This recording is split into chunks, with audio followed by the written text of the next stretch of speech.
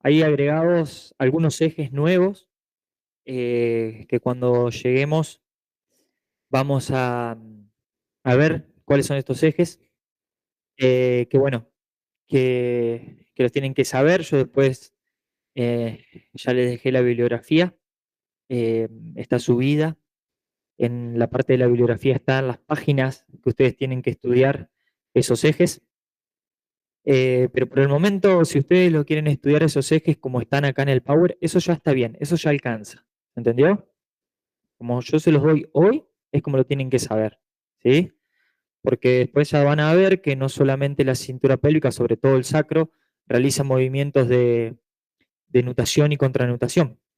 Porque si vamos a, ¿se acuerdan de esa evaluación? Bueno, no era, no sé si, no era con el grupo de ustedes, pero ¿se acuerdan que yo a un grupo le hice inclinar el cuerpo hacia un lado cuando hablamos de la rotación automática de los cuerpos vertebrales en raquis en conjunto?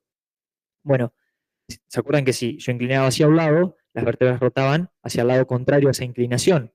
Bueno, con el sacro ocurre lo mismo.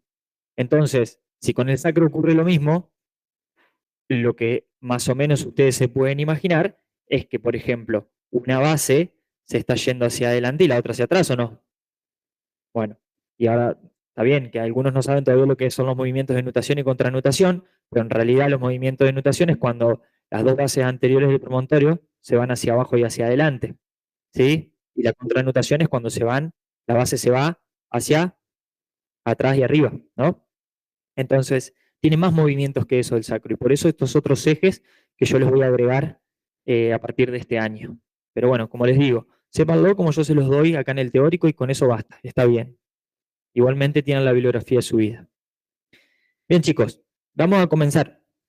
Recuerden que por ahí todo esto que damos, todas estas partes introductorias de cada parte, sobre todo ahora de lo que es el raquis, son cosas que ustedes ya la han visto en anatomía, ¿está? Sobre todo lo que es prefilocio y situación articular, ya son cosas que ustedes la van viendo. Así que por ahí hay otras cosas mucho más importantes que son relacionadas realmente con la biomecánica, que son las que ustedes eh, tienen que aprender como contenido nuevo, porque esto en realidad no sé si lo saben o lo tienen muy claro, pero bueno, vale siempre echarle un repaso.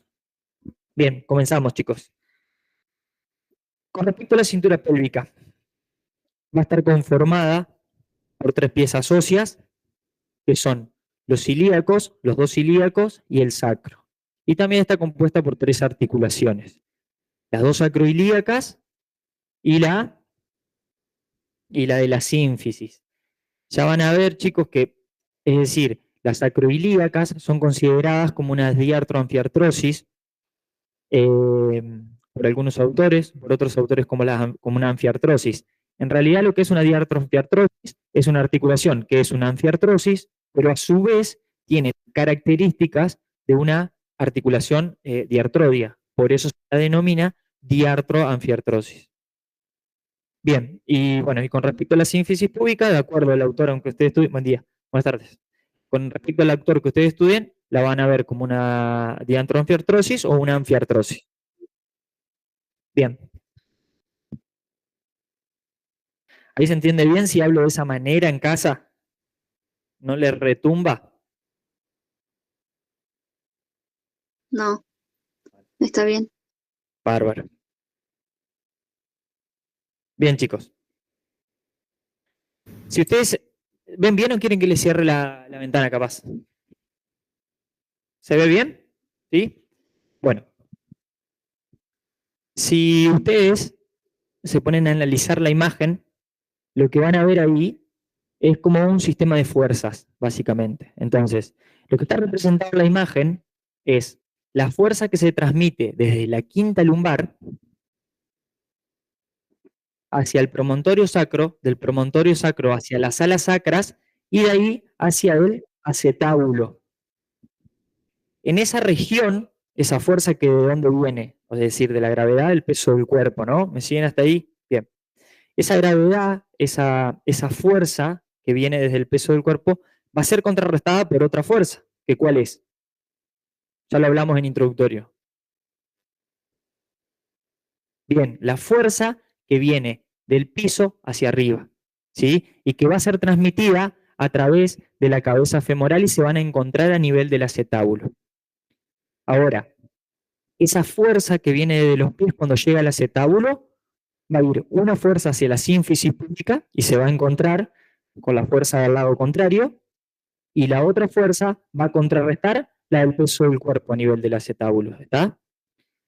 Por eso es tan importante que la cintura pélvica sobre todo se mantenga equilibrada, pero sobre todo estable, ¿tá? Hay muchos autores, después en un poco los libros más avanzados, que a la pelvis la llaman como la llave del cuerpo.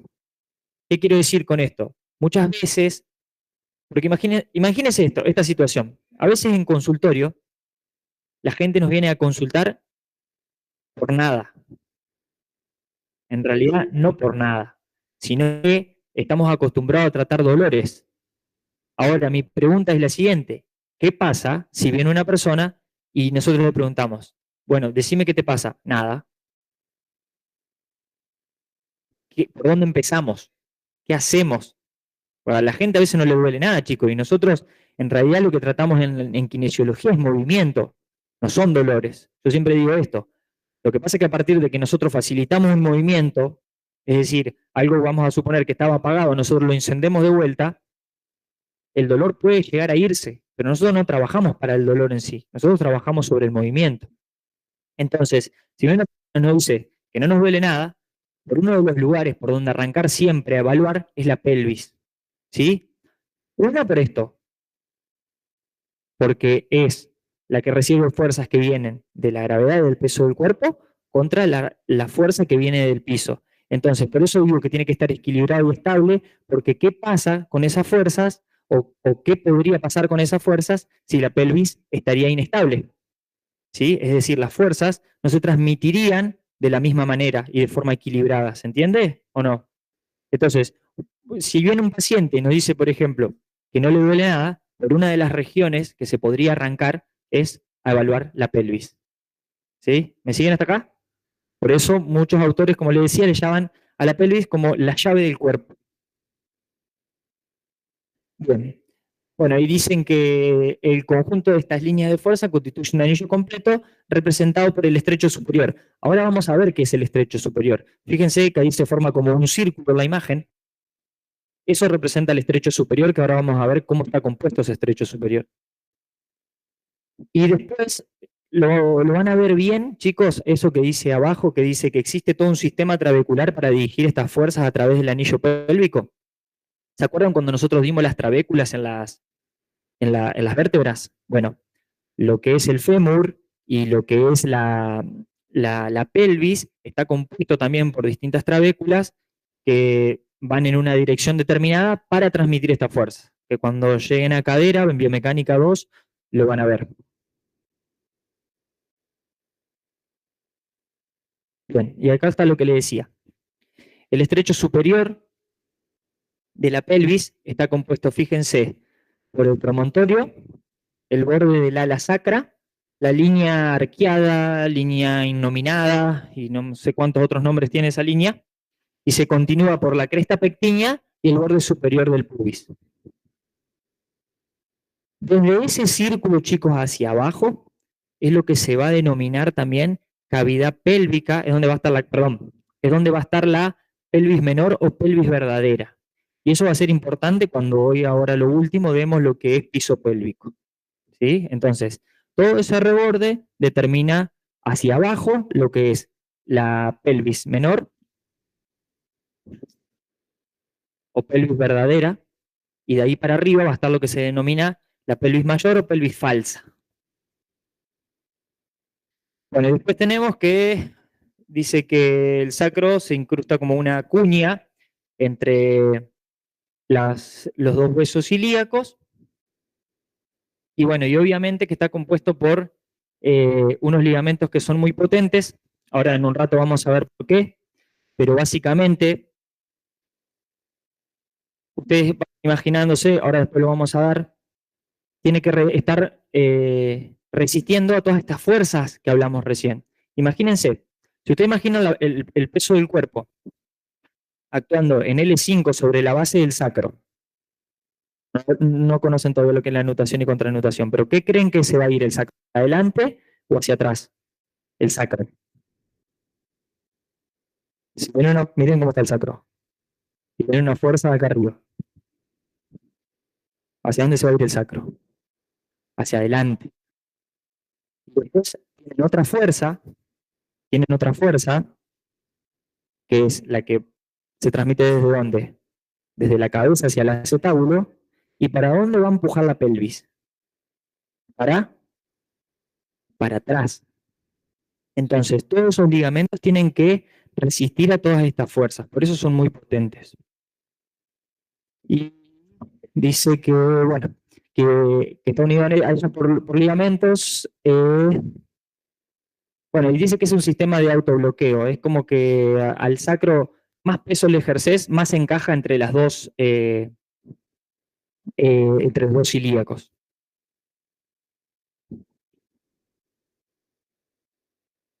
Bien, acá lo que están representando estas imágenes, chicos, es un poco, si ustedes se fijan, la figura número 8. Esto es un corte como que ustedes estuvieran viendo la cintura pélvica desde arriba.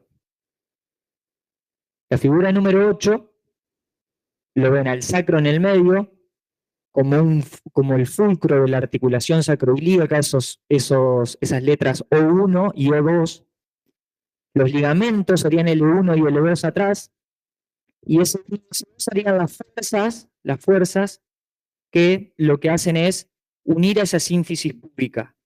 Entonces, bueno, ahí ya está, pero si tengo el fulcro en el medio, la resistencia atrás y la fuerza adelante, se puede denominar al anillo pélvico como una palanca de qué género, de primer género o interapoyo. La figura 9, chicos, nos está mostrando una situación patológica donde la articulación de la sínfisis púbica se separaría. Una diástasis es una separación de la sínfisis púbica. Y lo que suele pasar es que, si ustedes se fijan, lo que pasa con el sacro, donde dice de 1 y 2, es que se va hacia adelante. El sacro se desplaza hacia adelante. Se separa la articulación sacroilíaca y el sacro tiende a desplazarse hacia adelante cuando se rompe la sínfisis púbica. Y la figura número 10, chicos, estaría representando básicamente lo que pasa a nivel de la sínfisis pubis cuando nosotros le cargamos peso en un miembro. Fíjense que del lado izquierdo la flechita que indica hacia arriba, es decir, cuando yo estoy apoyado, es decir, le cargo peso, por ejemplo, en la pierna derecha, la sínfisis púbica tiende a elevarse. Y en el siguiente paso pasa lo contrario con la otra. Recuerden, chicos, que estos son micromovimientos, digamos, que pasan la sínfisis púbica. Esto está a modo de representación, porque ahí yo diría que la sínfisis púbica se dislocó, se subluxó, se luxó, ¿está? ¿Se entendió eso? Entonces, cuando cargo el paso, es decir, yo cargo el paso a la pierna derecha, ¿qué pasa con la sínfisis del lado derecho? ¿Asciende o desciende? O tiende a ascender o a descender, perdón. ¿Tiende a ascender? Tiende a ascender. Cuando yo cargo el peso sobre el pie derecho, la sínfisis púbica tiende a ascender. En el siguiente paso, lo mismo. ¿Entendió? Bien. Disculpa, el que está apoyado, entonces, está del lado que está apoyado, la sínfisis está elevada, y del lado que está en el aire, como que baja. O sea, que Sí, está suspendido. El que está tiende avanzando tiende a elevarse. Cuando está en carga, es el lado que tiende a elevarse. Ok. Gracias. No por nada. Bien, chicos, acá un poco de las diferencias entre la pelvis masculina y la pelvis femenina. Fíjense, sobre todo una de las mayores diferencias que hay es del estrecho superior, que es esa línea negra que ustedes ven ahí, que es como más ancha. ¿Para qué creen que es?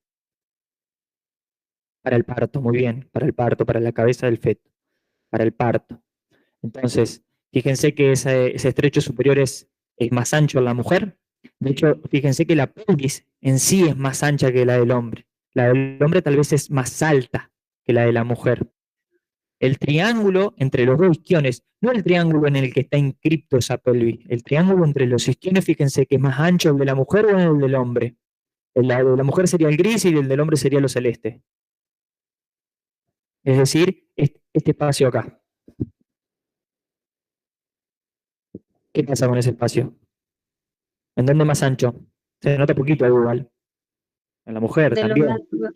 Para el momento del parto también, que también lo vamos a ver hoy. Eh, bien. Bueno, y no mucho más. Ahí tienen otras diferencias más. Bien, en cuanto al perfil óseo, eh, les coloqué esa primera imagen, no la de Kapanji, sino la otra. No sé si se puede ver como que esa imagen tiene una Y. ¿Lo ven ahí? Yo creo que acá se ve. ¿En casa se ve que tiene como una Y el acetábulo? ¿Sí o no? ¿Se ve en casa? No, ¿en dónde? ¿Hay una Sí, I se ve. literal o imagino? Es una Y que acá se nota bien, a ver si la puedo señalar con el mouse. Ahí, ¿lo ven en casa al marcador?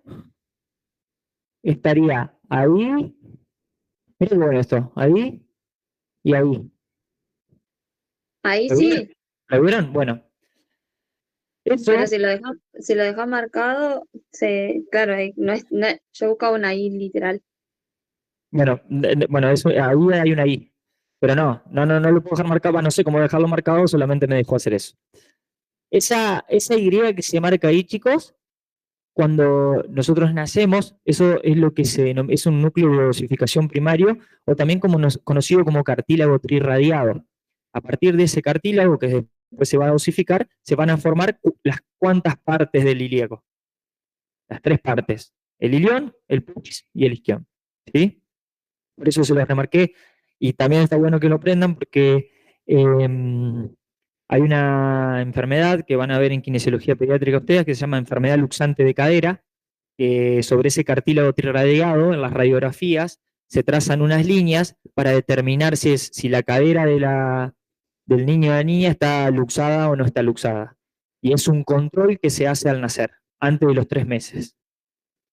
Hasta alguna que es mamá ya sabe de esto. Por eso es importante ese cartílago y esa separación. Bien, la carilla del hueso coxal, chicos, está ubicada en la parte posterior superior, de forma de media luna, de concavidad posterior o anterior. ¿De concavidad posterior o anterior? Fíjense, ahí está. ¿Posterior o anterior? ¿Esto qué es? La sínfisis pública. Entonces esto es anterior. Bien, la carilla es esta. Entonces, ¿de concavidad anterior o posterior? ¿Posterior o no? ¿Sí? ¿Queda claro lo que es concavidad y convexidad? Porque si no, estamos al horno con el rodamiento y el deslizamiento y la superficie convexa cóncava. Bien. Entonces, acá Farabeu lo describe como un riel ocupado. ¿Por qué? Porque en el medio hay como una cresta, que después vamos a ver ahora después en distintos cortes de esa articulación, que la cresta más que nada la van a ver representada en lo que es la parte superior y media, pero la parte inferior, esa cresta es como que no estaría más, y las superficies articulares ahí estarían al revés. Sería el sacro convexo y la carilla auricular del ilíaco cóncava. Pero ahora después lo vamos a ver.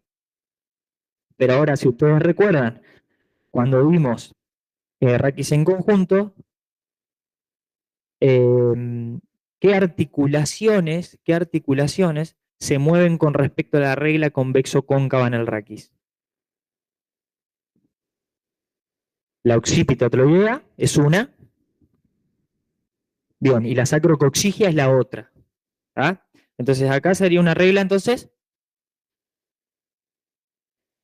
cóncavo-convexo, cóncavo-convexo.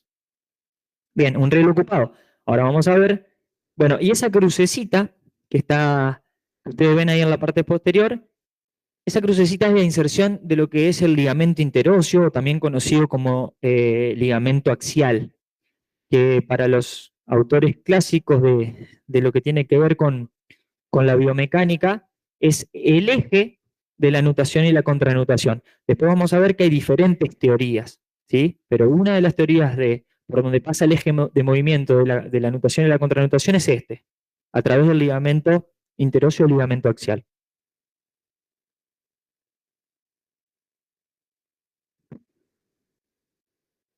cagué, como escribí, no me...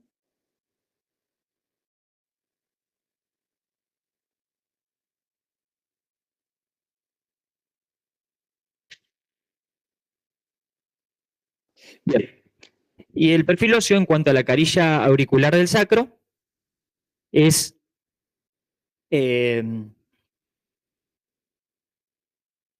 a la inversa de cómo es la carilla auricular del hueso ilíaco. Es decir, lo que denomina Farabeu como un riel hueco. ¿Está? En el medio habría como una depresión en lugar de una cresta. Esa depresión se va a corresponder justamente a la cresta del hueso ilíaco. Y ahí está lo que yo le decía, chicos. Miren, la imagen 12 es un corte, también de vuelta, si miramos esto de arriba. La número 12 es un corte más bien superior de la articulación sacroilíaca. La figura 3 es un corte a nivel medio y la 14 es un corte a nivel inferior. Y fíjense cómo en la figura número 12, fíjense cómo es el sacro. El sacro es cóncavo o convexo con respecto al ilíaco. Este es el ilíaco y este es el sacro. Ustedes no ven ahí cuando yo muevo, ¿no? Bueno, en casa. Este es el ilíaco y este es el sacro. ¿Cómo es la superficie articular del sacro? ¿Cóncava o convexa? Bien, en la parte superior es cóncava.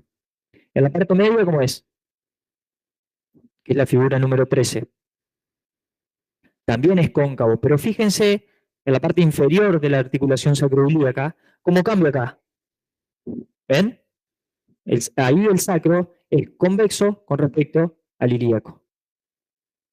¿Me siguen hasta ahí o no? Bien. Seguimos. Bueno, con la primera imagen, en la imagen de arriba, ustedes ya están familiarizados. ¿Se acuerdan cuando vimos el índice de Delmas? ¿Que medía qué? Muy bien, pero básicamente la importancia de las curvas raquídeas, ¿no? Y si ustedes, bueno, lo que demostró Delmas básicamente es que en los raquis estáticos, sería ahí la figura A o la figura C. La C, en la figura C, es la carilla auricular del sacro es más bien alargada verticalmente. Y en los sacros más bien, perdón, y en los tipos de raquis más dinámicos, es decir, los raquis dinámicos tenían mayor longitud o mayor altura. Muy bien, tenían mayor longitud. Tenían mayor longitud. ¿El sacro tiende más a la verticalización o hacia la horizontalización? Muy bien, hacia la horizontalización. Y lo que descubrió es que la carilla del sacro es más bien horizontal, más larga horizontal que vertical. Y después hay otro que estudió la carilla auricular del sacro, que es Weissel. Y Weissel demostró básicamente lo que venimos hablando, que en la parte central, ahí donde hay un menos, hay como una depresión, que es lo que se denominaba el riel hueco, ¿sí? Y en los extremos hay como dos elevaciones. Y también estudió esto que hablábamos recién. El peso del cuerpo se descompondría como en dos fuerzas. Una fuerza es lo que ahí ven como F1 y como F2, y cómo los ligamentos de la articulación sacroilíaca contrarrestan esas fuerzas. Es decir, cómo se oponen a esas fuerzas. Entonces, fíjense que esa flechita F1 tendría a llevar el sacro hacia adelante, ¿o no?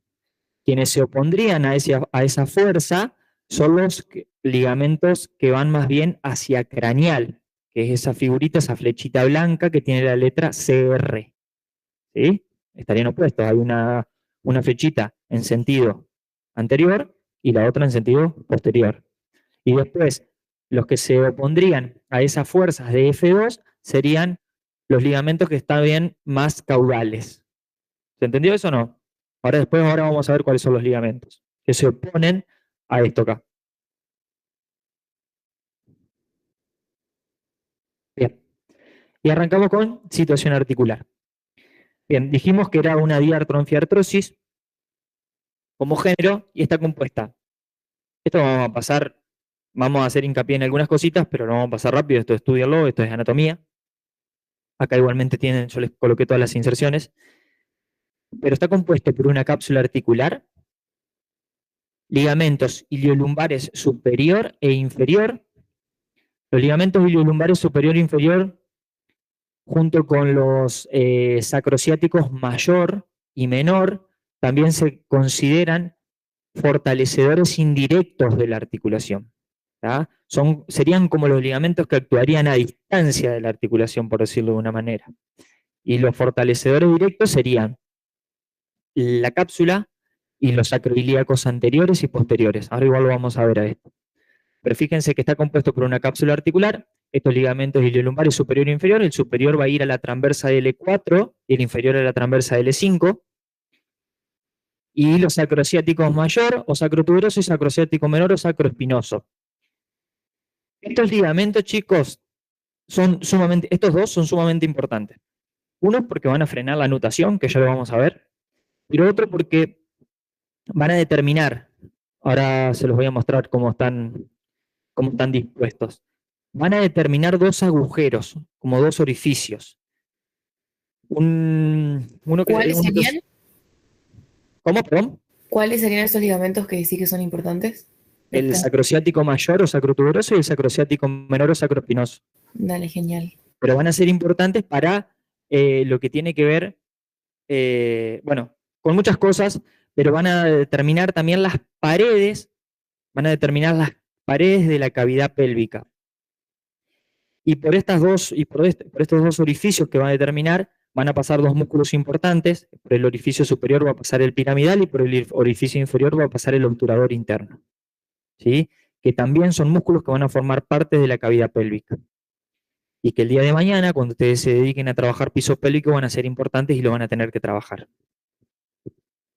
Bien, después también tenemos los ligamentos sacroilíacos anterior. Fíjense, ya les va diciendo algo, o frenos de la nutación. Es decir, serían los estabilizadores de primario. ¿De qué movimiento? ¿De la nutación o la contranutación? Están quemados del primer parcial. De la nutación. Son frenos de la nutación, te lo dice la palabra. Frenos de la nutación. Van a frenar la nutación. Eso junto con los sacroilíacos mayor y menor, con los sacrociáticos mayor y menor, van a ser los que van a frenar ese movimiento de nutación. Indirectos, ¿quiénes serían ahí? El sacrociático menor y mayor. Pero después, el sacroilíaco anterior va a ser un fortalecedor directo. Y por último, chicos, bueno, ahí fíjense que en el ligamento sacroilíaco anterior, el asa anterosuperior también se lo domina de Bichat. ¿Sí? Y después, el ligamento sacroilíaco posterior, fíjense, acá yo, chicos, los dividí como en tres planos a los ligamentos, pero en realidad del libro que ustedes lo estudien lo van a encontrar en dos, ¿sí? Y está bien así que lo estudien así. Seguramente si ustedes van a Testudo, van a la Target, lo van a encontrar como un plano superior y un plano superficial y un plano profundo. Que lo estudien así está bien, ¿sí?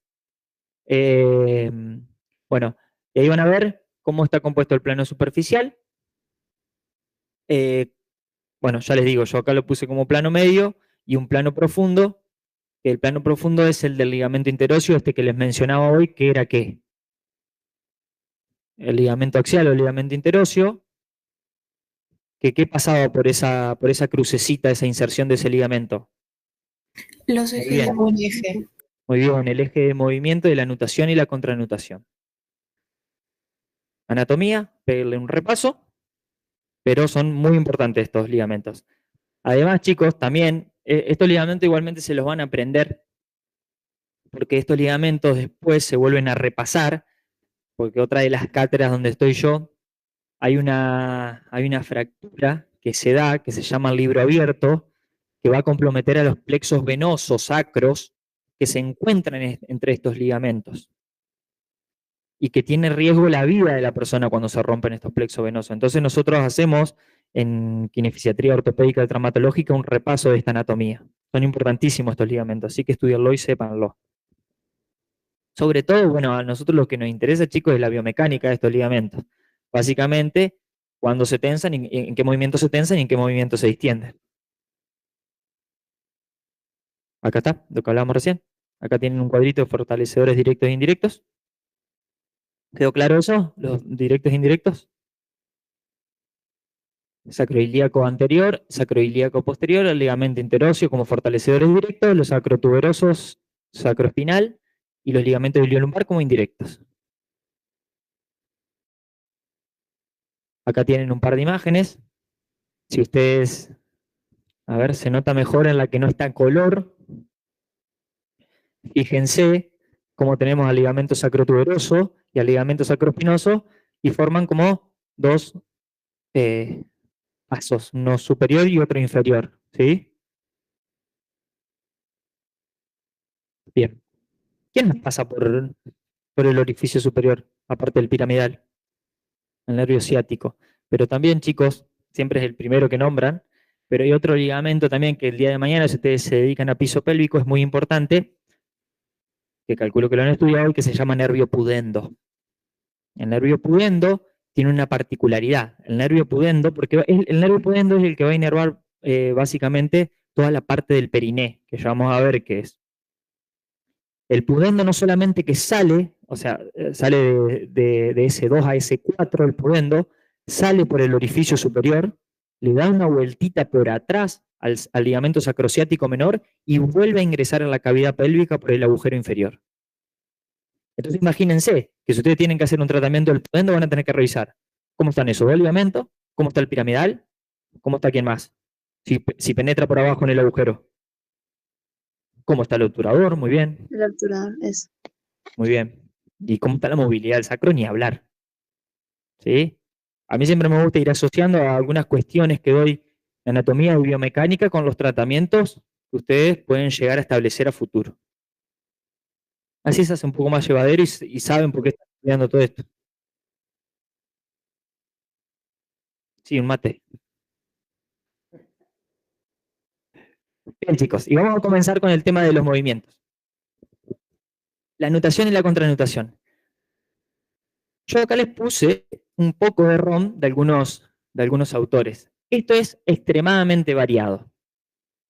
Fíjense, Miralles y Neumann no coinciden.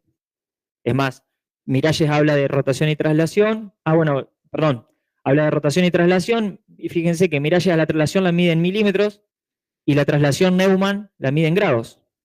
Ni hablar si se ponen otros autores. Hay autores que dicen que estos movimientos de nutación y contranutación son de 6 a 7 grados, hasta 8 llegan, y acá es mínimo. Miralles dice que de 1 a 3 grados la rotación, mientras que Neumann dice que de 0,2 a 2 grados de rotación. Es decir, ¿y cuál recomienda usted estudiar?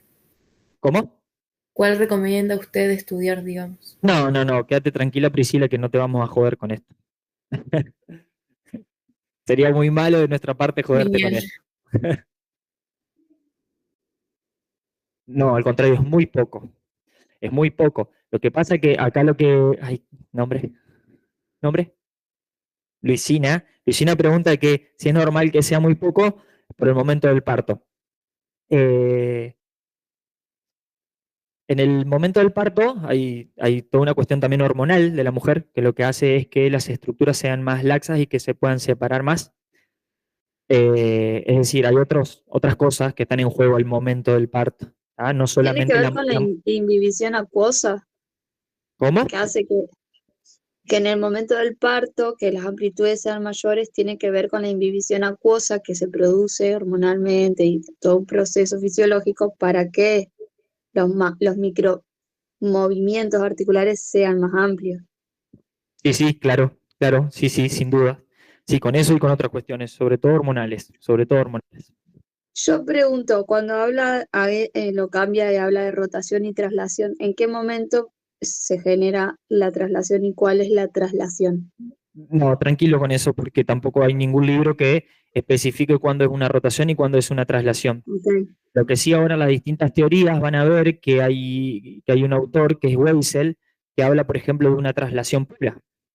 Y hay otros que hablan de rotación pura. Entonces de esto tampoco se sabe mucho a ciencia cierta cuáles son los movimientos reales de esta articulación. Si realmente es una rotación o una traslación, si es una rotación sola, si es una traslación sola. Pero bueno, yo por ahí lo que hago con esto es contarle la variedad de biomecánica que hay en esta articulación con respecto a diferentes autores. Nada más, no se compliquen con eso. Bien, seguimos. Bien, el movimiento de nutación. Bien, tengo el sacro. Movimiento de nutación. El movimiento de nutación es, básicamente, cuando el promontorio sacro se va hacia delante y abajo, ¿y qué pasaría con el apex? Se iría hacia arriba y hacia atrás. Bien, ahora, la contranutación sería lo contrario. Es decir, el promontorio sacro se va hacia atrás y abajo y el apex se va hacia adelante y arriba. A su vez, cuando pasan estos movimientos, hay otros movimientos asociados, sobre todo de las crestas ilíacas y de los isquiones, ¿sí? Y están muy relacionados, sobre todo en el momento del parto, estos movimientos. Fíjense que cuando se hace una nutación, es decir, promontorio se va hacia abajo y hacia adelante, las alas sacras se cierran, se juntan. Y fíjense, si mis brazos son un solo brazo, mis manos serían las crestas ilíacas y mis codos serían los isquiones. Si las crestas ilíacas se cierran, miren lo que pasa con los isquiones. Se abren. Entonces, si los isquiones se abren, ya vayan pensando, ¿qué momento del parto creen que sería? ¿Cuando la cabeza viene bajando o en el momento de expulsión? Cuando viene bajando para que se posicione la cabeza. En el movimiento de expulsión se produce el movimiento contrario. No, el movimiento de nutación es el movimiento de la expulsión de la cabeza. Claro. Yo no estoy viendo los movimientos que haces desde acá. ¿Cómo? ¿Que no se entiende? Que yo no vi los movimientos porque no puedo agrandar la parte del aula ahí. No, tranquilo, es que no lo mostramos, solamente estamos haciendo pensar. Ok. Mate. Bien, ¿se entendió? ¿Vamos bien hasta ahí? Bien. Y ahora que estamos con los movimientos de nutación, ¿quiénes eran los estabilizadores primarios que lo tienen ahí? Los frenos de la nutación, que estaba compuesto por los ligamentos sacroilíacos anteriores. Muy bien. ¿Y otros dos más que son los? Bien. El mayor y el menor, el sacroilíaco. Bien. Entonces, si ustedes ven ahí de perfil, imagínense el ligamento sacrotuberoso o sacrociático mayor. Tendría esta posición acá. ¿Sí o no?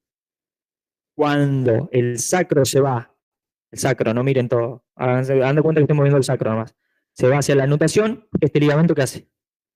Se tensa, muy bien. Igual que el sacrociático menor que va acá. Bien, eso es en el movimiento de nutación. En el movimiento de contranutación van a ser los movimientos contrarios. Es decir, ya saben qué pasa con el sacro, ahora qué pasa con los ilíacos. Las crestas ilíacas, ¿qué pasa? Se abren. ¿Y qué pasa con los isquiones acá abajo? Se juntan. Y los ligamentos que van a provocar, que se van a tensar, o los estabilizadores primarios, son las capas, superficiales y profundas del ligamento sacroilíaco posterior.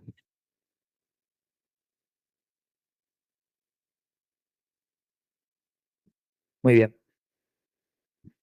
¿Vamos bien? Ahora se vienen cosas más divertidas igual. Chicos, las distintas teorías de las que le mencionaba hoy. Los ejes de la nutación y la contranutación. Lo tenemos a Faraday,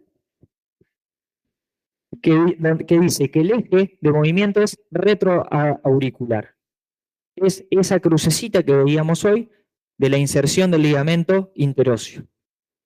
Por ahí pasaría el eje para Faraday, para que el sacro se mueva en nutación y en contranutación. Para Bonaire, fíjense, es la figura 27, el centro es auricular. ¿Sí? Para Faraday es retroauricular, pero para Bonaire es auricular. Y ese centro corresponde al tubérculo de Bonaire, ubicado en el ilíaco. Y según Bonaire, ahí pasa el eje para la nutación y la contranutación.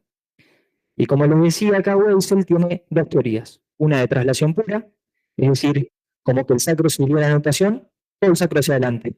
Eso sería la traslación pura. ¿Sí? Y que después también, la otra teoría es una teoría que vuelve a la rotación, como Farabeu y como Bonaire, pero el eje, fíjense, es preauricular, es decir, pasa por fuera del hueso. Pasa por delante y por debajo de la carilla auricular. Esas son las dos teorías de Weiss. Para lo más clásico como Farabeu, el centro pasa por el ligamento interóseo. ¿Van bien acá?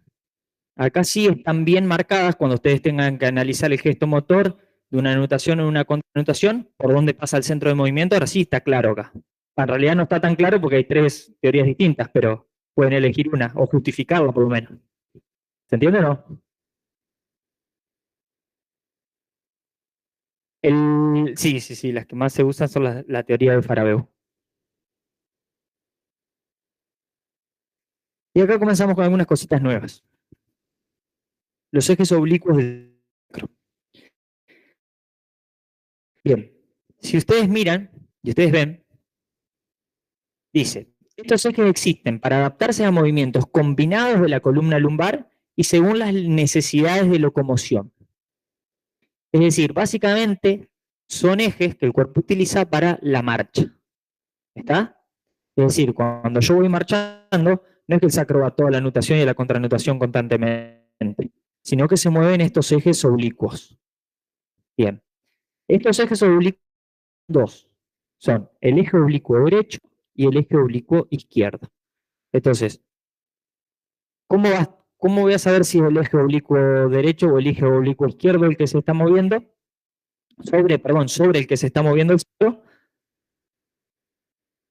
Primero, voy a nombrar el eje. Perdón, a ver, vamos de vuelta. Eje oblicuo derecho y eje oblicuo izquierdo. Para que ustedes se den, que digan, bueno, se va a mover sobre el eje derecho, es porque tienen que tener en cuenta el extremo superior de la aurícula. Es decir, si el eje está en el extremo superior de la aurícula sacra, del lado derecho, el eje va a ser derecho. ¿Sí? Entonces, fíjense que el eje oblicuo derecho entra por el extremo superior de la aurícula sacra derecha y sale por el extremo inferior de la aurícula sacra izquierda. El izquierdo al revés, ¿por dónde va a entrar? Por el extremo superior de dónde? De la aurícula izquierda y va a salir por el extremo inferior de la aurícula derecha. Entonces, si ustedes ven las imágenes, eso es un sacro visto de atrás, el que está a la derecha. Es un sacro visto de atrás. El eje número 5 es un eje oblicuo derecho o izquierdo. El 5. El 5.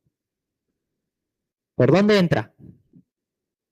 Acuérdense que yo le doy el nombre, pero el extremo donde entra, pero el extremo superior donde entra. ¿Es derecho? Es derecho. Es derecho. Fíjense, acá está en el extremo inferior izquierdo, ajá. Y acá está en el extremo superior de la aurícula derecha. Entonces, este eje es eje oblicuo derecho. Y el 4 va a ser el eje oblicuo izquierdo. ¿Entender los movimientos, chicos? Va a ser fácil. Eje ¿Para qué oblicuo lo tenemos en cuenta? Por ejemplo, cuando hago un movimiento,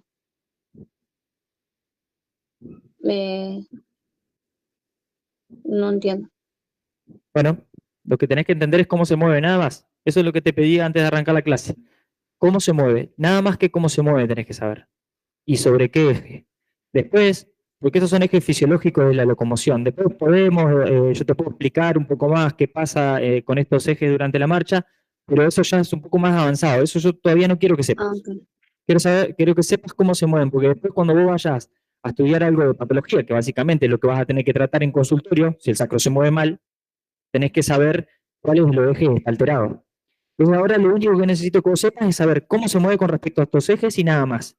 No Okay. pienses tanto si en la marcha se mueve así o asado o como sea. Okay. Solamente ver cómo se mueve esto. Entonces, básicamente, bueno, traten de no leer lo que dice ahí. Vamos a ir ahí. Entonces, si yo tengo que el sacro, está buenísimo esto, que el sacro se está moviendo sobre el eje oblicuo derecho. Bien, eje oblicuo derecho. ¿Ya tienen por dónde entra o no? ¿En su cabeza? ¿Por dónde entra? Por el extremo superior derecho, o sea, de la aurícula derecha, y por el extremo inferior de la aurícula izquierda, ¿no? Entonces, ¿qué posibilidades le queda a este sacro de movimiento? En lo que se llama rotación o torsión. Básicamente, necesitaría una cucarachita para esto. Básicamente, se movería así. Este es el eje, donde están mis manos. ¿Se movería así? ¿Y así? ¿O no? Entonces, sobre el eje oblicuo derecho. ¿Alguien podría grabar esto? Porque no se ve, Sí, aprecia. ahora eso le iba a decir a los chicos, que alguien lo grabe acá y después lo vemos. Se lo grabamos al final de la clase, así yo puedo cargar el micrófono y hacer bien esto. Dale. ¿Alguien le puede tener el micrófono a Boris así puede explicar con las dos manos? Oiga, Facundo.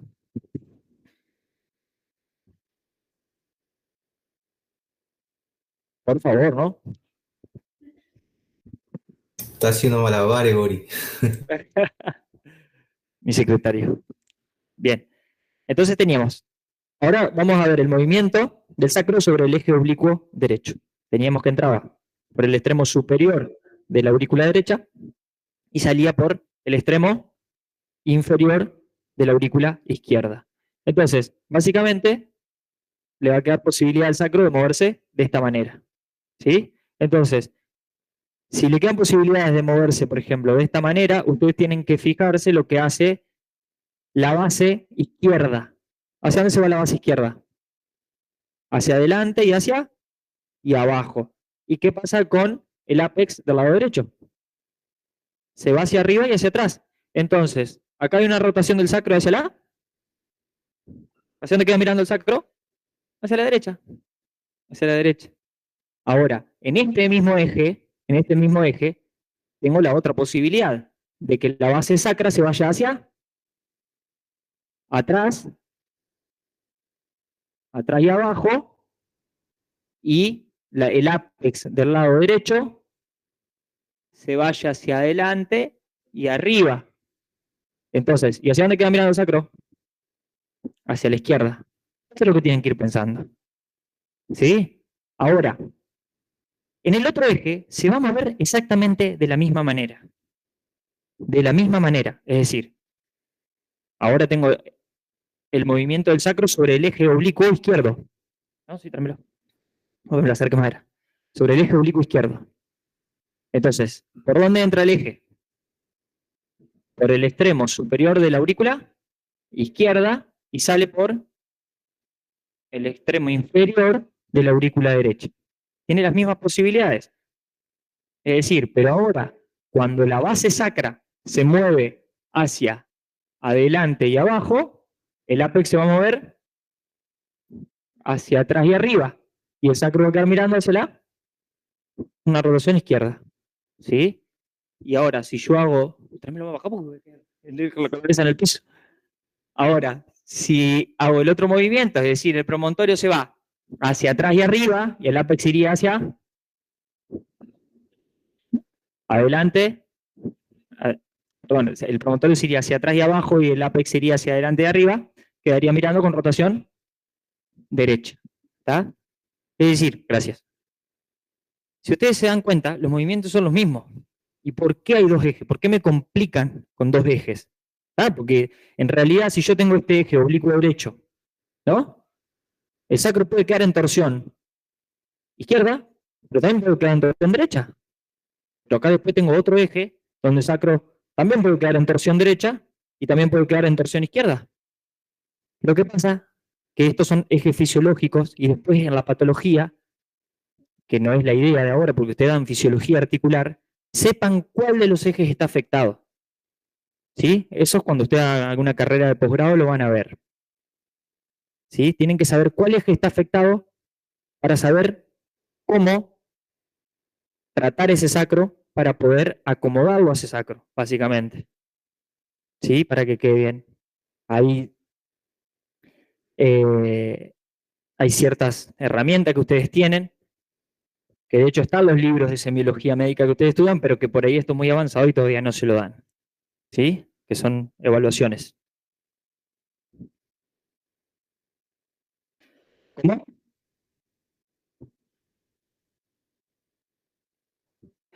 No tiene, perdón, acá preguntaba una compañera si tiene que ver con, no es que si tiene que ver con alguna enfermedad donde el promontorio se vaya hacia algún lado. No tiene que ver con, muchas veces con enfermedades, solamente con movimientos de la vida cotidiana. ¿Cuántas veces le han dicho a usted, no hice este movimiento y me quedé duro? Tal vez se vea afectado alguno de los ejes del sacro que yo les estoy mencionando. Ustedes tienen que ir a diagnosticar cuál es el eje que está afectado para poder tratarlo. ¿Sí? Por eso ahora lo único que quiero que entiendan es fisiología articular. La fisiología articular es esto, es saber cómo se mueve el sacro con respecto a los diferentes ejes. Pegarle una leída en su cabeza ahora, yo les dejo 2 minutos. Pegarle una leída. Vayan pensando en su cabeza, ajá, tengo el eje acá y se mueve así, así. En su casa lo que pueden hacer, chicos, ¿me presta el cuadernillo? En su casa lo que pueden hacer, si no tienen un sacro, o dibujan un sacro, o agarran un cuadernillo y dicen, bueno, tengo el eje oblicuo derecho, y agarran así. ¿Por qué? Porque saben que entra por el extremo superior de la aurícula derecha y sale por el extremo inferior de la aurícula izquierda. Y mueven el cuadernillo, así, de esta manera, para su cabeza. Ajá, el promontorio del lado izquierdo se va hacia adelante y abajo, y el ápex se fue hacia atrás y arriba. Entonces queda con rotación derecha. Pueden hacer esto para aprenderlo.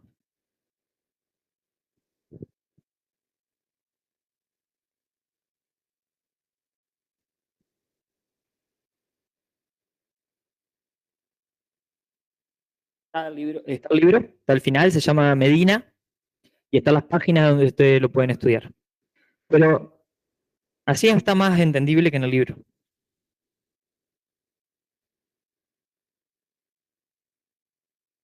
Bien, seguimos.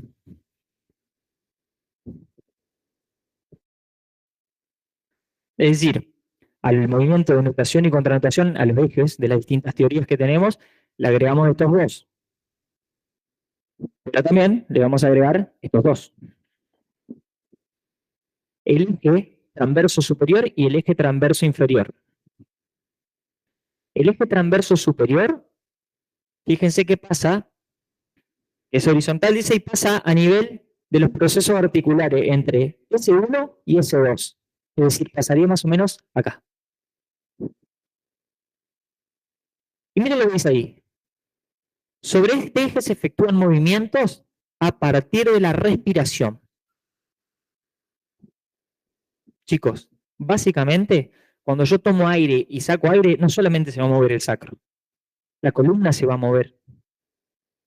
Pero sobre este eje, el sacro lo que hace es, cuando tomo aire, se va a ir a la contranutación. Y cuando largo el aire, se va a ir a la nutación. Esto lo pueden hacer con un compañero de ustedes cuando lleguen a su casa.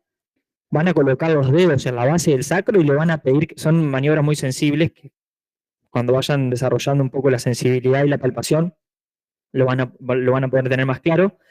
Lo van a acostar boca abajo, van a colocar las manos en la base sacra y le van a pedir que tome aire. Cuando toma aire van a tener que sentir que los dedos se levantan o se hunden. Si en inspiración hace contranutación. Se levantan, se elevan. ¿Están todos de acuerdo? Muy bien, se va a levantar. Yo lo he puesto en decúbito prono, coloco los dedos en las bases sacras y le pido que tome aire. El sacro se va a ir hacia la contranutación. Es decir, el sacro se va a elevar. Y cuando larga el aire van a sentir que los dedos se van a hundir. Es decir, que van a ir a la nutación. ¿Sí? Así. ¿Sí? Fíjense que acá el sacro también se mueve en nutación y en contranutación también, pero en otro eje, porque es el eje, sería como un eje respiratorio este. ¿Ah? Es distinto a las teorías de Farabeau, de Bonaire y de Weiser. ¿Se entendió o no? Esto es lo que tienen que saber. Tomo aire, el sacro se va a la contranutación. Pero no solamente que se va, puede ser palpable, ustedes se pueden evaluar también. Bien. Y después tenemos el eje transverso inferior, y fíjense, que se encuentra a nivel de lo que sería el extremo inferior de la faceta auricular sacra, es decir, atraviesa de un extremo inferior de la faceta auricular sacra hacia el otro extremo inferior de la faceta auricular sacra. Sobre este eje, chicos, se van a mover básicamente no el sacro, sino los ilíacos, en una anteversión o en una retroversión. Entonces, para que ustedes sepan, ¿qué es una anteversión? Una anteversión es cuando las espinas ilíacas, para que ustedes tengan una referencia, anterosuperiores se van hacia adelante y abajo. Es como cuando saco cola. ¿Sí? El ilíaco hace esto. ¿Me siguen? Es decir, las espinas ilíacas anterosuperiores hacen una anteversión. Las espinas ilíacas anterosuperiores se van hacia adelante y abajo. Y las espinas ilíacas posterosuperiores se van hacia arriba y atrás. ¿Sí? Bien. Ahora, cuando el ilíaco hace una anteversión, ¿el sacro qué hace?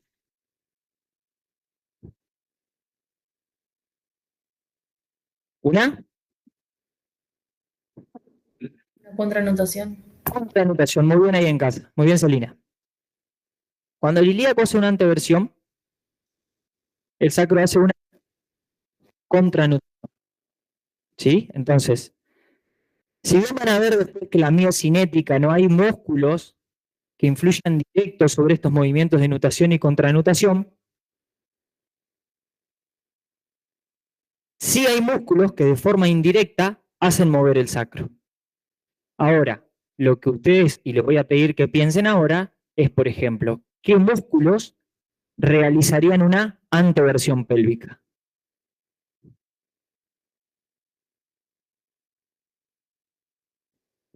¿En las casas? ¿Vieron qué difícil que es cuando en anatomía se estudia todo, origen e inserción, y se analiza todo en cadena cinética abierta?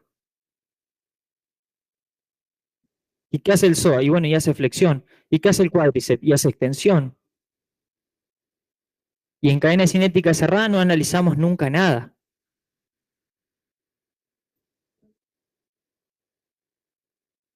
Te fuiste un poquito, pero no está mal. Pero pensemos un poquito. Vamos a unos fáciles, que lo conocen todo el mundo y que siempre te dicen, andá a elongar la cadena posterior que la tenés acortada, te dicen, y que vamos a tocar los pies y no llegamos. Bien, los isquios. ¿Los isquios dónde se insertan? En el isquión, la tuberosidad isquiática. Entonces, imagínense que el isquio toma punto fijo en la inserción distal, ¿sí? Va a tirar de ese isquión, y lo va a llevar hacia dónde, hacia una anteversión o hacia una retroversión. Hacia una retroversión los va a llevar los isquiotibiales, hacia una retroversión. Entonces, ¿qué otros músculos provocan esa retroversión aparte de los isquiotibiales? Alguien que está acá adelante. No, Lo del abdomen puede ser. bien, bien. Sobre todo el recto del abdomen. Si el recto del abdomen toma punto fijo acá en costillas, lo que hace va a tirar el pubis hacia arriba. Va a llevar el ilíaco a una retroversión. Una pareja como funcional, llamémosle de la retroversión, son los rectos anteriores y los isquiotibiales. Dentro de otros músculos que hay. ¿Cuál otro puede llevar a una retroversión? Uno que está acá. El glúteo mayor. Muy bien, el glúteo mayor también lleva a una retroversión. Entonces, con respecto a la miocinética, es esto que le decía. No hay musculitos que actúen por ahí directamente a nivel del sacro para llevar a una nutación o a una contranutación, pero sí musculitos a distancia que me van a determinar algunos movimientos en el ilíaco, que si yo sé que ese ilíaco va a retroversión, el sacro va hacia la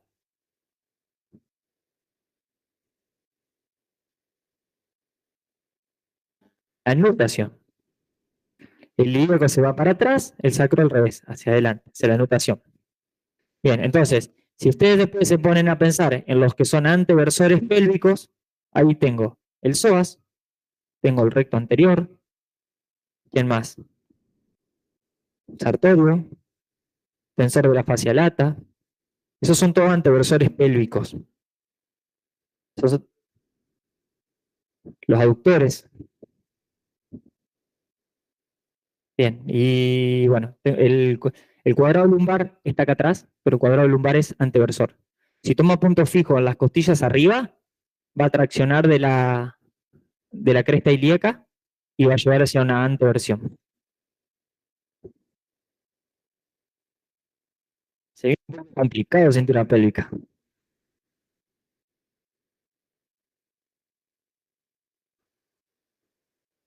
Bien, entonces, tenemos las teorías de la nutación, la contranutación, tenemos los ejes oblicuos derechos e izquierdos, tenemos los ejes transverso superior, que es el de la respiración, y el eje transverso inferior, que es el de los movimientos, en realidad del ilíaco con respecto al sacro, no del sacro con respecto al ilíaco. Bien, terminamos con los ejes, le doy un descansito de 1 minuto y seguimos con otras cosas. Que carguen agua para el mate, vayan al baño y demás. ¿Sí?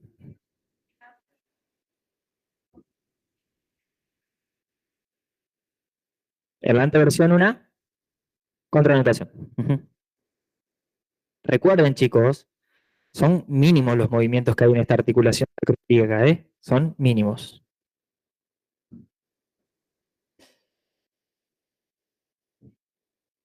Bien, chicos.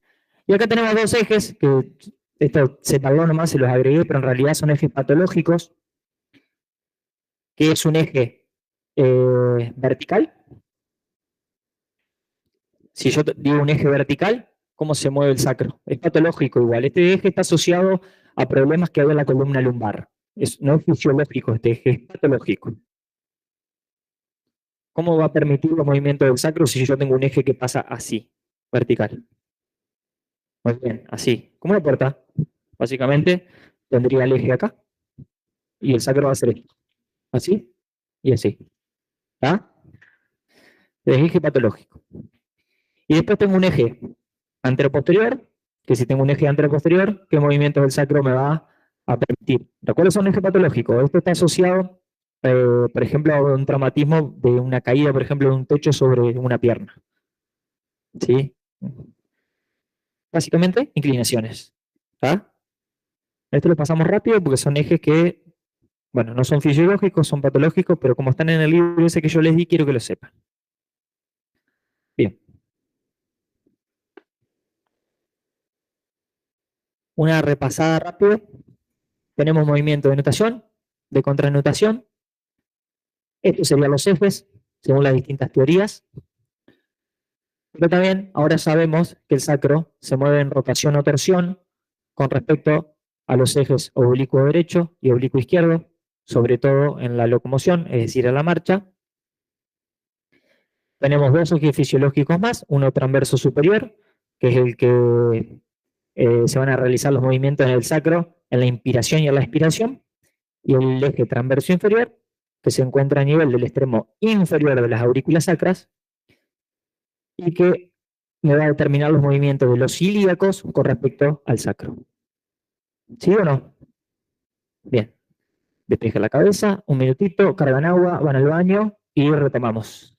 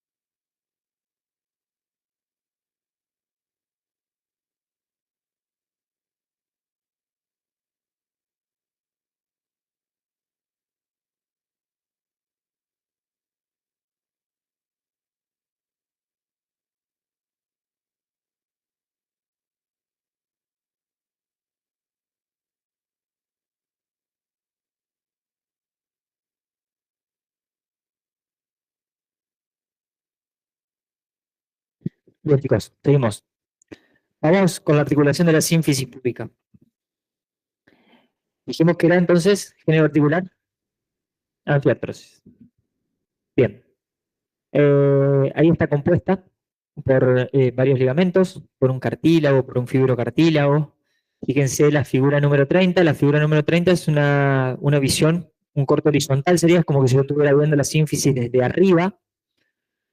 Fíjense que está compuesta, ahí sería corte horizontal. El número 10 es el cartílago, tapizado por un fibrocartílago y en el medio tiene una hendidura.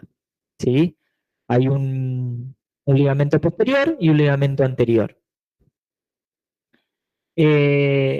La figura de abajo de la número 30 es una vista anterior, y fíjense que hay un ligamento que es el número 4, que es lo que se denomina ligamento arqueado inferior. Es un ligamento muy resistente. Y también ahí lo que pueden visualizar es un ligamento superior. Y la figura 34 y 35 se ven un poco los rectos abdominales, se ven los oblicuos, también se ve el ligamento anterior y el ligamento posterior. ¿Ah? Esto es más que nada un poquito de repaso de anatomía para que ustedes, cuando ustedes tengan que describir la situación articular sobre todo. Y por último, la articulación sacrocoxigia, que también es una anfiartrosis, y ahí ustedes pueden visualizar esto que les decía yo con respecto a la regla convexo-cóncava. Fíjense cómo en la figurita que está en blanco y negro, como el sacro en su extremo es convexo con respecto al coxis, ¿sí? Por eso el sacro con respecto al coxis se mueve respecto a la regla convexo-cóncava. Y ahí también tienen sus ligamentos, que son los ligamentos anteriores y posteriores, y los ligamentos laterales. ¿Estamos? Bien. Esta figurita, chicos, sobre todo la de arriba, representa un poquito esto que hablábamos hoy al comienzo. Si ustedes ven esa fuerza P, esa flechita roja, fíjense que es la fuerza del peso del cuerpo, empujaría el sacro ¿hacia dónde? ¿Hacia una nutación o hacia una contranutación? Fíjense, la flechita roja, ¿dónde está? Empujaría el sacro. Si el sacro ya tiene una posición medio tirada hacia adelante, si tengo una fuerza que cae sobre el promontorio, lo va a empujar más hacia la nutación. ¿Sí? Ahora, miren esa otra flechita celeste, que está representada por la letra R, que sería la fuerza que va desde el piso hacia la cabeza femoral. Y ahora piensen no en el sacro, sino en el ilíaco. ¿Hacia dónde lo empujaría? Miren esto, este ilíaco. ¿Hacia una retroversión o hacia una anteversión? Si tengo una fuerza que puede acá. A una retroversión. Y si llego hacia una retroversión, ¿el sacro hacia dónde va a ir? Hacia una nutación. Entonces, fíjense que las dos fuerzas tienden a llevarme el sacro hacia una nutación. Y acá esto explica un poco lo fuerte que tienen que ser los ligamentos, sobre todo, ¿quiénes? El anterior y los sacroiliacos mayores y menores. Muy bien, exactamente.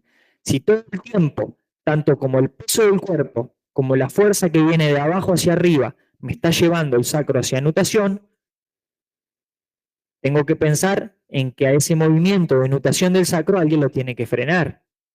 Y entonces tengo que pensar en los frenos de la nutación, en esos ligamentos anteriores, que recuerden que eran dos, uno superior y otro inferior, pero también quienes más frenaban el movimiento de nutación, que lo acaba de decir la compañera. ¿Quiénes?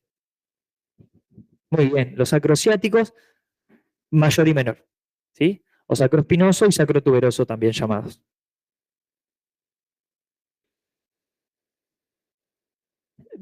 En realidad son tan potentes, pero pensá en este sistema de autobloqueo que yo hablé al principio también. El solo hecho de estar encajado el sacro sobre los dos ilíacos ya genera como mucha estabilidad y mucho equilibrio. Pero sí es cierto que por ahí los ligamentos sufren como constantemente una especie de tensión, ¿no? Pero Pero bueno, imagínense que no todas las personas, diría yo que la mayoría, yo no sé si hay uno que tenga todo este sistema equilibrado. De hecho, yo acuesto a todos ustedes en el piso y le mido el largo de piernas, yo puedo asegurarle que siempre va a haber ahí una pierna más corta que la otra. Y después también, ustedes no sé si van a estudiar o si ya lo estudiaron, que la pierna más corta o más larga que otra, existen dos tipos de piernas largas o cortas, esto es un detalle nomás que les digo. Existe lo que es una diferencia real y una diferencia aparente. La diferencia real es cuando hay un hueso más largo que el otro, o más corto, por eso la pierna me queda o más corta o más larga. Y la diferencia aparente del largo de piernas muchas veces se debe a la posición del ilíaco. Si yo tengo un ilíaco en retroversión, ¿cómo puedo llegar a encontrar esa pierna? ¿Más corta o más larga? Más corta. Y a veces está pasando eso. El largo de los huesos es el mismo. Pero si yo encuentro, por ejemplo, un hueso ilíaco que está en retroversión, posiblemente esa pierna la encuentre más corta. Y eso es una diferencia aparente. ¿Qué quiere decir la diferencia aparente? Que yo, mejorando la posición del ilíaco, restablezco ¿qué? La diferencia del largo de piernas. ¿Se entendió o no? Bien. Sigamos. Bueno, esto explicaría también lo que hablamos hoy, qué pasaría durante el paso, es decir, la tendencia que tiene la pelvis a elevarse sobre el pie en descarga o en carga. En carga. Recuerden que en el pie en carga la pelvis tiende a subir. Entonces, también todo lo que es la parte ligamentaria de la sínfisis púbica tiene que estar indemne para que no se provoque una luxación, sobre todo, de la sínfisis púbica. Muy bueno. Y acá. Influencia de la posición sobre las articulaciones de la cintura pélvica. Básicamente, lo que estudiamos con estas imágenes es qué pasa en el parto. Y acá pensamos, todo lo que hablamos de músculo hoy, lo vamos a incorporar acá. Yo estoy con los pies en decúbito supino estirados. ¿Sí? Bueno, ahí ya los dije. Dice, hay tracción de los músculos flexores. ¿Quiénes son los músculos flexores? Señor, pueden equivocarse. Psoas, ¿qué más? El recto anterior del cuádriceps. Quédense con esos dos. ¿Cuál? Bien, quédense con esos dos. Esos dos me están traccionando ¿de quién? ¿De qué hueso? Del ilíaco. Del ilíaco. ¿Hacia dónde? ¿Hacia una anteversión o hacia una retroversión? Tiran de acá adelante. Una anteversión del ilíaco. Del ilíaco. Que, ahora pienso, que alcía el sacro cuando yo, el ilíaco es una anteversión. Una contranotación. Muy bien. Entonces, ¿qué fase del parto es esta? ¿La primera o la segunda? La primera. Es decir, cuando el sacro hace una contranotación, el estrecho superior del que hablamos hoy se agranda o se achica.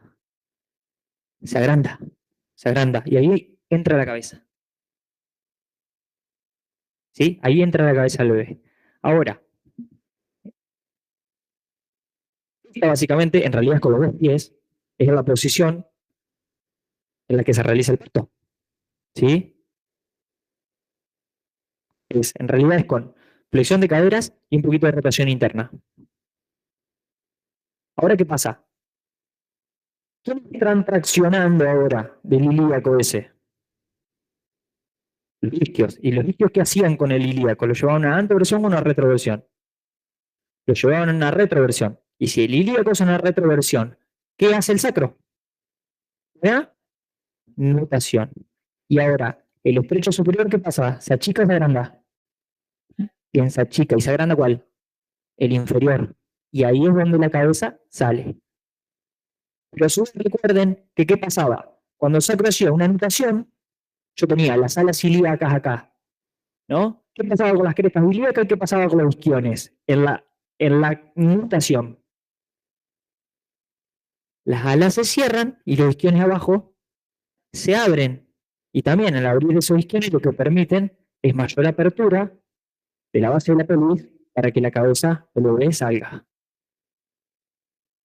¿Se entiende la relevancia que tienen estos movimientos en el parto o no? Bien. ¿Se entendió o no? Acuérdense de la película en esto. Cuando vas a hacer nutación, tienes las manitas así, las crestas se cierran, las isquiones se abren. Cuando hace contranutación, las alas ilíacas se abren y los isquiones se cierran. Si saben que los de abajo se cierran, es la primera fase del parto porque acá no va a pasar nada. ¿Sí o no? Bien. Si por ahí, chicos, ustedes leen algo, porque yo no voy leyendo. Si leen algo que me voy olvidando o que a ustedes les parece relevante o que me olvidé decirle, me dicen. ¿Ah? Porque por ahí me olvido de algo, de decir algo, y ustedes dicen, pero te faltó esto, bueno.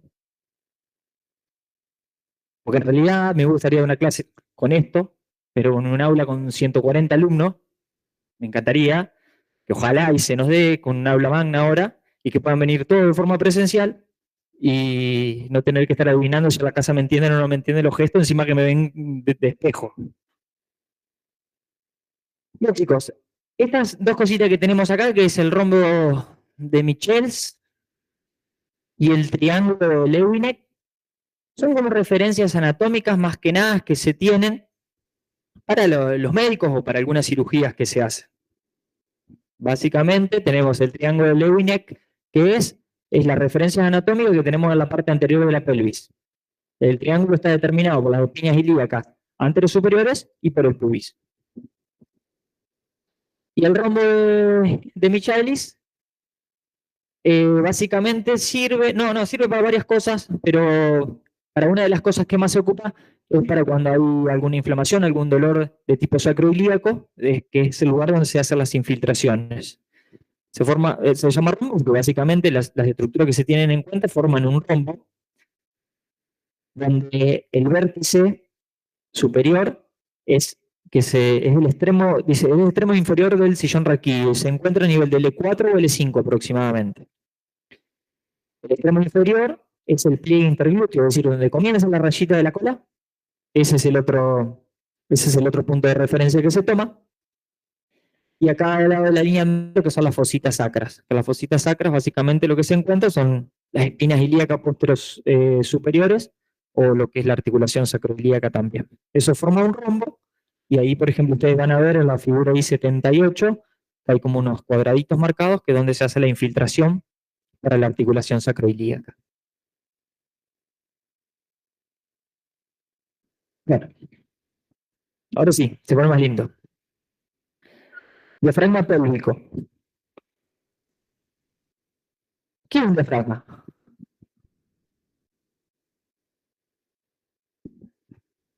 Básicamente, chicos, los diafragmas son estructuras que separan dos cavidades o dos superficies. En este caso, el diafragma pélvico es el suelo pélvico. Es el suelo pélvico o el piso pélvico, que va a separar la cavidad pélvica y el periné. Es decir, piso pélvico no es lo mismo que periné. No es lo mismo. Y no es lo mismo que cavidad pélvica. Una cosa es la cavidad pélvica, otra cosa es el suelo o el piso pélvico, y otra cosa es el periné. El diafragma pélvico acá es el suelo pélvico, es el piso pélvico, que separa la cavidad pélvica del periné. Bien. Ahí van viendo un pantallazo general. Esto está como diferente porque es un curso que yo vi. Por eso las diapositivas en realidad están sacadas de un Genially que hice.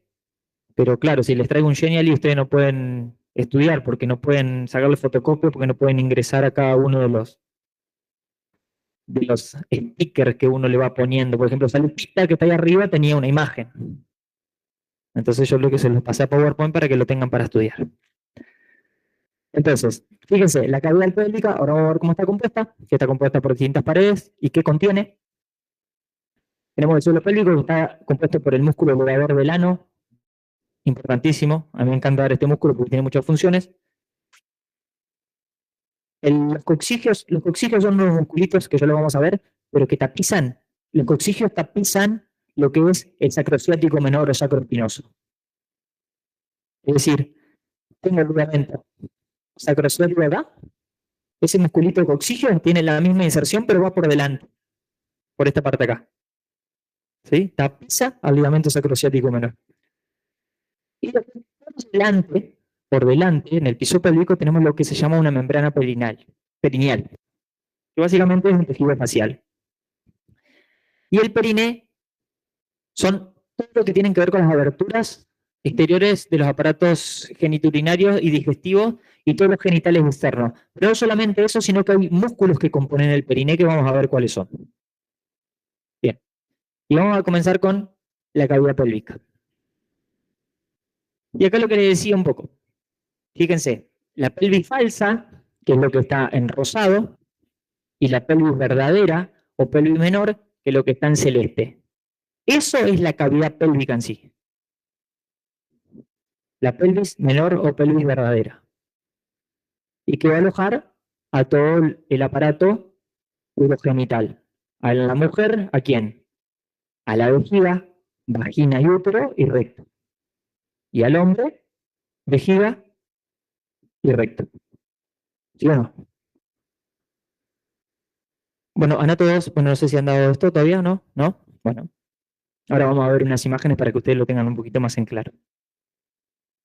Tiene como forma de cuenco, van a ver que es como así, como un cuenquito.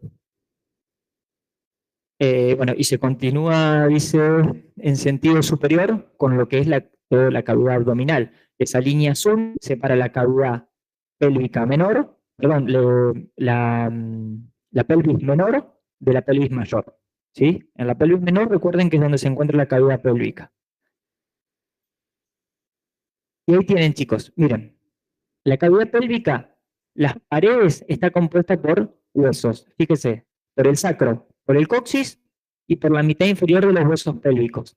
Es decir, esa línea innominada que mencionábamos hoy del estrecho superior, de ahí hacia abajo es lo que se denomina cavidad pélvica. ¿Sí? Y está compuesta por ligamentos, básicamente por estos dos importantísimos que vimos hoy, que eran el sacroespinoso, sacrotuberoso, y fíjense por los dos músculos que está compuesta las paredes también. Que son estos músculos que yo les había mencionado que pasaban entre esos orificios. El piramidal por arriba y el obturador interno por abajo. ¿Lo ven? Bien, esas son las paredes de la cavidad pélvica. Sacro, coxis, mitad inferiores de los huesos pélvicos, es decir, de la línea innominada para abajo, por los dos ligamentos, el sacrotuberoso, sacroespinoso, y por los músculos piramidal y obturador.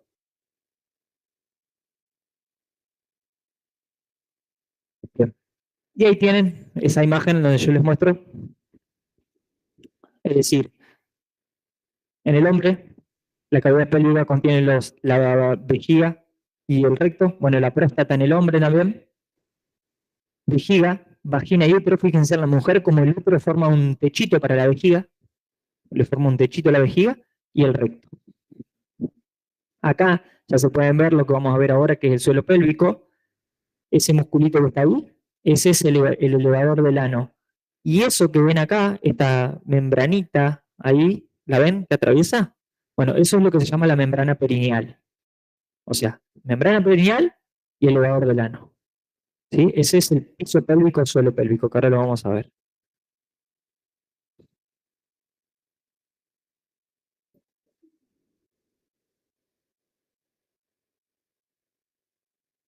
Las membranas son de contención y, bueno, en la mujer lo que van a hacer, esa membrana va a ser atravesada por dos agujeros.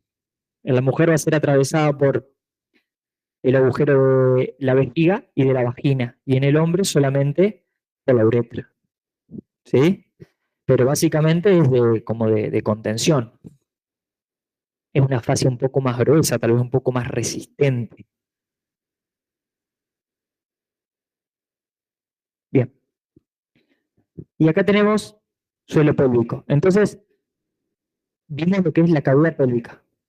¿Cómo está compuesta? Dentro de la pelvis menor o pelvis mayor está. La pelvis menor está compuesta por huesos, está compuesta por ligamentos y por músculos sus paredes. ¿Sí?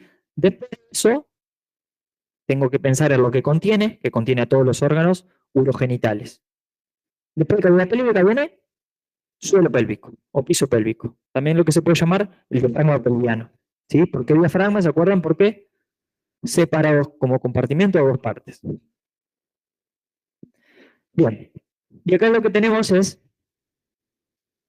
que principalmente está compuesto por estas dos estructuras, el músculo elevador del ano y la membrana perineal.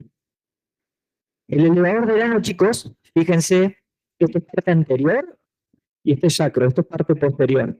Está compuesto por tres haces. Iliococcigio, que es este que está acá. Coccigio, es decir, se extiende desde el pubis hasta el coxis. Y otro que es el pubis rectal, que se inserta en el pubis y le da una vuelta al orificio anal. ¿Sí? ¿Me siguen hasta ahí? Está formado por tres haces. Y este musculito que ustedes ven acá, ese es el piramidal.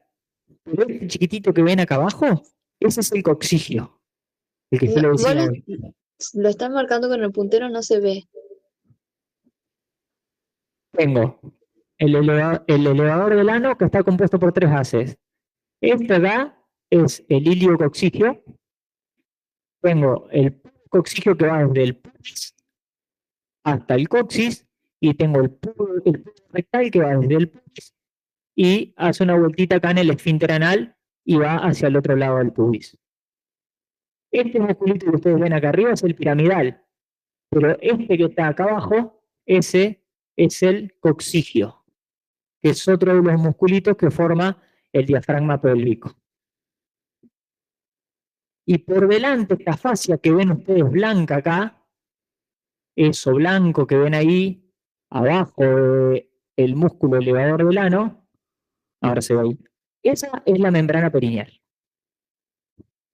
Esa es la membrana perineal. Si ustedes tienen que decirme si es un hombre o una mujer esta imagen, ¿qué es? ¿Qué es? ¿En casa? ¿Un hombre o una mujer? Es un hombre. Un hombre, porque en la membrana perineal solamente tiene un orificio, que es el orificio de la uretra. ¿Sí? En la mujer, la membrana perineal está atravesada por dos orificios. El orificio de la uretra y el de la vagina. Ahora lo vamos a ver. Bien, y acá lo ven. Si ustedes ven, se ve el puntero, sí, acá. Ahí, este sería el de la mujer, está atravesado por el orificio de la vejiga y el orificio de la vagina y el recto. Y en el hombre solamente la uretra y el recto. Ahora, ¿vieron que hoy hablábamos de que los músculos no actuaban de forma directa a la nutación y a la contranutación? Acá hay un músculo que está actuando directamente para la nutación o la contranutación. ¿Qué piensan?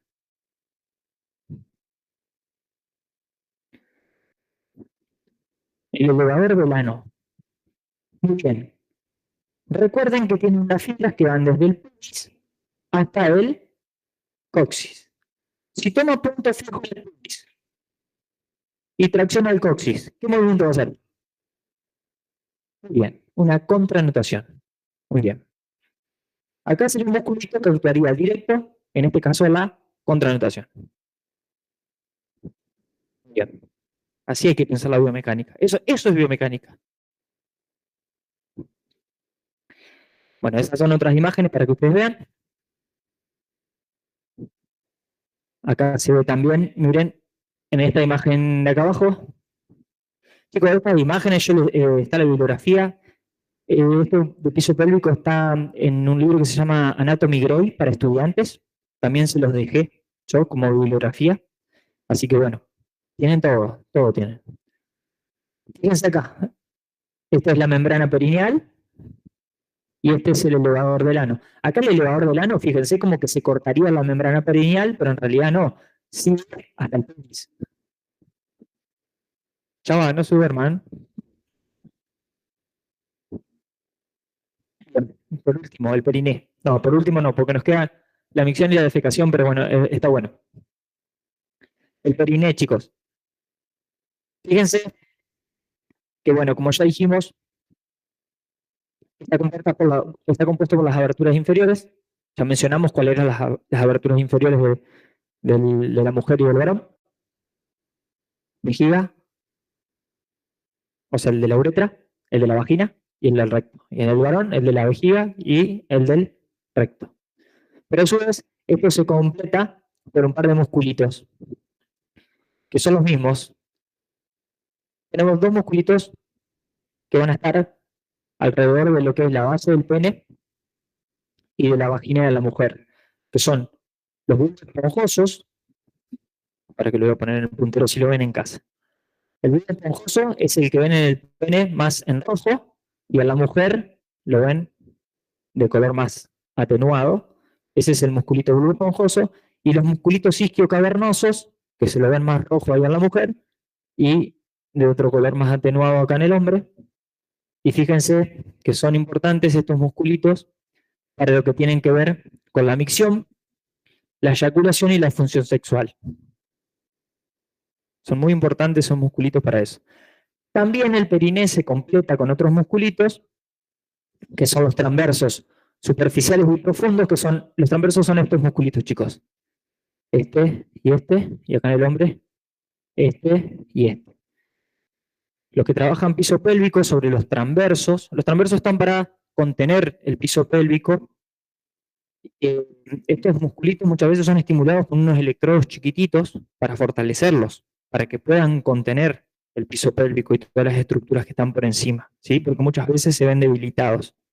Los que se dediquen a piso pélvico ya van a ver que por medio de electrodos chiquititos se pueden estimular esos musculitos. Bien, creo que de esto no me olvido más de nada.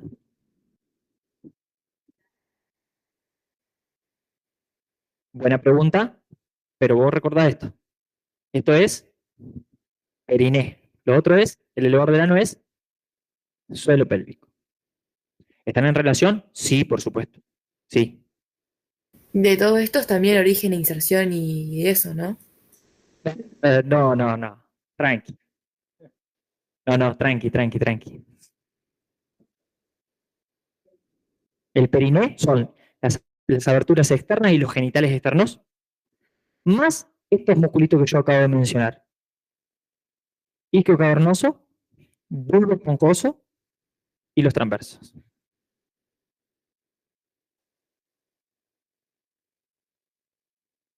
Bien, queda lo último.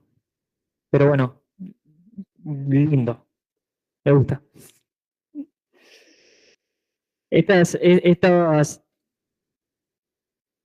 Lo que me gusta muchas veces de dar esto, chicos, es que tenemos que ir perdiendo ciertos tabús durante la carrera, porque básicamente son cosas a las que nosotros nos dedicamos, que nosotros vamos a trabajar y que tenemos que llamarle por su nombre: pene, vagina, ano. Sí, tiene que ser algo normal para nosotros. Y de hecho somos, para la gente que tiene problemas de, sobre todo de contención urinaria, de prolapsos y demás, somos lo que básicamente rehabilitamos eso. Así que bueno, obviamente que también con el transcurso de los años, o cuando nosotros vayamos a hacer algún posgrado o lo que sea, también el tema de la ropa, que me saco la remera, que no me saco la remera, y tenemos que evaluarnos, chicos, no podemos evaluar a una persona con una remera puesta, con un buzo puesto. Para todo esto también tiene que haber respeto por parte de ustedes hacia su compañero, para que tampoco a su compañero le dé vergüenza sacarse una remera, de sacarse el pantalón, de quedarse en un short, una chica en una calza, ¿sí? Tiene que haber un respeto por parte de ustedes porque sirve para qué, para el aprendizaje de todos, ¿sí? No para, básicamente para eso, ¿sí? Para evaluar un cuerpo de una manera correcta, que básicamente es ver, observar. En la observación hay gran parte de la evaluación del paciente. Bien. La micción y la defecación. Básicamente lo que vamos a explicar acá, qué pasa cuando yo meo y qué pasa cuando yo cago. ¿Sí? Entonces, si ustedes ven, vamos a explicarlo con la imagen. Ahí está. 64 y 65 van a ver que van a verse una... Bueno, le faltaría el útero, pero es una mujer. Tuve una histerectomía. No, bueno. 64 y 65. Fíjense que en la figura 64, la vejiga, que está con B corta ahí, está como llena, y si ustedes ven en la figura 65, la vejiga está vacía. ¿O no? Está como más chatita, más plegada. Bien, básicamente lo que sucede acá es que en la figura 64, la vejiga se empieza a llenar. ¿El contenido de dónde viene? ¿Alguien sabe? Del riñón, de los uréteres. La vejiga se empieza a llenar. Entonces, cuando la vejiga se llena, es cuando vienen las ganas de hacer pis, porque hay toda una información que sube, que me dice, che, tengo ganas de hacer pis, y toda una información que baja que me hace hacer pis. Entonces, la vejiga se llena. Ahí me dan ganas de hacer pis. Entonces, acá tiene que pasar una serie de cosas. Hay un músculo liso dentro de la vejiga, músculo liso que se tiene que contraer. ¿Y para qué se contrae ese músculo liso dentro de la vejiga? Para exprimirlo, imagínense, para vaciar ese contenido dentro de la vejiga. Pero ese contenido después tiene que atravesar dos esfínteres, que si ustedes lo ven ahí, está con el número 1 y con el número 2. Se ve poco igual. Entonces, se llena la vejiga, ese musculito liso que se llama detrusor de la vejiga se contrae. El primer esfínter, el primer orificio que pasa es involuntario. Quiere decir que se abre solamente con el paso del líquido. Es decir, hay contracción del músculo detrusor, hay relajación de ese esfínter, porque ese esfínter se tiene que relajar para que pase el contenido. Y después hay otro esfínter más, que ese esfínter es voluntario. Y ese esfínter es el que nosotros apretamos cuando nos estamos meando. ¿Sí? Ese esfínter es voluntario. ¿Por qué voluntario? Porque ese esfínter lo relajo yo, a conciencia. Es decir, cuando me estoy meando, que estaba dando clase acá y que yo sentía que me meaba, cuando fui al baño yo, ¿qué hice? Lo relajé y pude hacer pis. ¿Se entendió? Entonces, tiene que haber una contracción del músculo liso, o sea, el músculo detrusor de la vejiga, relajación del esfínter involuntario y también relajación del esfínter voluntario. ¿Sí? Ahí está. El esfínter liso, y fíjense que uno es el esfínter liso y el otro es el esfínter, el externo, ese es de musculatura, ¿qué tipo? Si es voluntario, el externo. ¿Cómo? Estriado, estriado. Estriado. El esfínter involuntario es el esfínter con musculatura lisa. Y por último, chicos, que cuando ustedes van a hacer pis que hacen fuerza, en realidad no es que están contrayendo los esfínteres. Cuando se esfuerzan con el contenido abdominal, es decir, con los abdominales, con el diafragma que baja también para ustedes poder hacer pis. Pero los esfínteres se relajan. Y algo parecido pasa con la defecación. Pero acá hay una particularidad. Miren cómo está el elevador del ano. La figura 66. Fíjense, acá la figura 66 está conteniendo la caca y en la figura 67 está defecando. Fíjense que acá el recto, esto que se ve en verde, está como más vertical. Y miren acá cómo está. Está formando como un ángulo hacia adelante, se fue como hacia adelante. ¿Lo ven ahí, chiquitito? Y acá es como que se abrió, se puso más vertical, y acá es como que se corrió hacia adelante. ¿Lo ven o no? Bueno, ¿qué pasa acá? El recto también se llena. Adelante. Cuando el recto se llena, me dan ganas de hacer caca. Entonces también tienen que pasar un par de cosas. Se tiene que contraer el músculo liso del elevador del ano. Perdón, sí, se tiene que contraer el músculo liso del recto, igual tiene la misma función que el músculo detrusor de la vejiga, que el músculo liso de la vejiga. Se tiene que contraer. Y miren, y acá lo que hay, ¿quién está llevando a esa porción del recto hacia adelante? Miren, esto acá. Esto acá. ¿Qué es eso? Más que fibras, está muy bien eso que está diciendo, pero en realidad ese es el elevador del ano. El elevador del ano, cuando yo estoy conteniendo la materia fecal, ¿está contraído o relajado? Está contraído. Entonces, para yo poder hacer caca, el elevador del ano se tiene que relajar. Y también se tiene que relajar un esfínter externo que tiene el ano, como el mismo que tenía en la vejiga, para que la caca pueda salir. ¿Se entendió o no? Fíjense lo importante que es el elevador del ano si estaría débil. Podríamos tener pérdida, podríamos tener incontinencia. ¿Sí?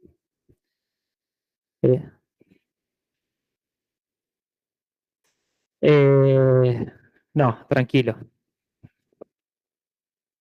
Sí, pero no. Acá estamos explicando la fisiología en realidad de la micción y la defecación, no comparando los movimientos de nutación o contranutación. No, es decir, no te quiero agregar un problema. Bien, chicos. Ahí están los drive, están los libros subidos. Los ejes están de ese libro Medina, que está primero. Lo van a encontrar en la página 227 a la 246. Pero como les digo, si lo estudian como yo digo el teórico, así está bien. ¿Está? No es necesario que vayan al libro. Si ustedes quieren reforzar con el libro, bienvenido sea. ¿Está? El teórico de la semana que viene lo da Adriana y es de columna lumbar. Y pónganse a estudiar desde ya, que es más complicado este segundo parcial. ¿Pregunta en casa?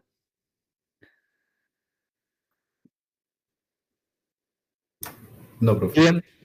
Nos vemos. Hasta luego. Boris, lo de los prácticos, no sé si ya avisaste. No sé. Sí, me está olvidando. Gracias a ti. Chicos, los prácticos de esta semana no comienzan todavía. Los prácticos comienzan a partir de la semana que viene. ¿Está? La semana que viene son los prácticos. ¿Se entendió? Sí, los prácticos en realidad siempre comienzan una semana después del teórico. Quédate tranquilo que los temas se van a dar todos en el práctico. A lo sumo, lo que se te van a amontonar son 2 temas juntos en el último práctico. Pero si te pones a pensar, cervical son 2 temas, en realidad das cervical en ese práctico. Nos vemos, chicos.